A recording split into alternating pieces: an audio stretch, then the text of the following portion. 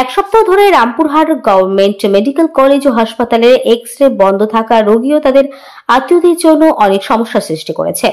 এই ধরনের জটিলতা রোগীদের চিকিৎসা সঠিকভাবে না হওয়া এবং সমস্যার স্থায়ী সমাধান না পাওয়ায় তাদের বিপদগ্রস্ত হতে হচ্ছে। এই ধরনের পরিস্থিতি থেকে বেরিয়ে আসতে হাসপাতাল কর্তৃপক্ষ বা স্থানীয় প্রশাসন দ্রুত ব্যবস্থা নিলে পরিস্থিতি নিয়ন্ত্রণ হতে পারে। এছাড়াও রোগীদের অভিযোগ শোনা এবং সমাধান করার জন্য উপযুক্ত পদক্ষেপ গ্রহণ করা অত্যন্ত জরুরি। কিন্তু এই সমস্যা যদি অজ্ঞাত কারণে ইচ্ছাকৃতভাবে দীর্ঘায়িত করা হয় তবে এটি আরো ক্ষোভ সৃষ্টি করবে এবং মানুষের বিশ্বাসের ক্ষতি করবে। এখানে স্থানীয় প্রশাসন, হাসপাতাল কর্তৃপক্ষ এবং সংশ্লিষ্ট কর্তৃপক্ষের উচিত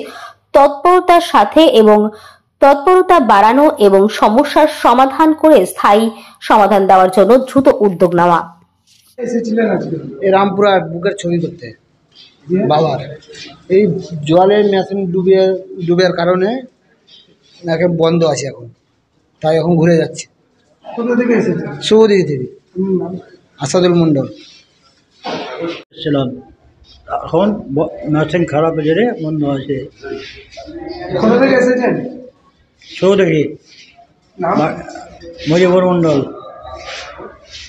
এক্সরে রুমে জল জমে থাকার জন্য কিভাবে ঢুকলো বা এই নিয়ে কোনো হসপিটালের রুমের ভিতরে এক্সরে রুমে যে জলটা ঢুকে আছে সেটা হচ্ছে ড্রেনের জল, দেওয়ালের সাইডে চুয়ে চুয়ে আসছে।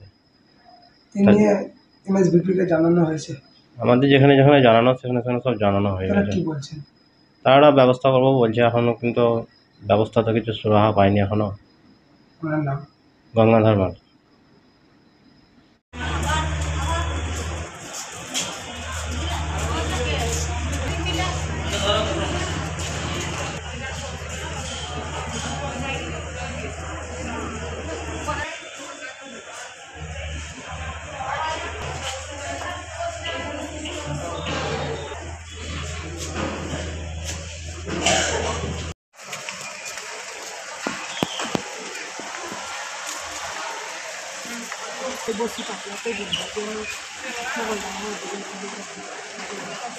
না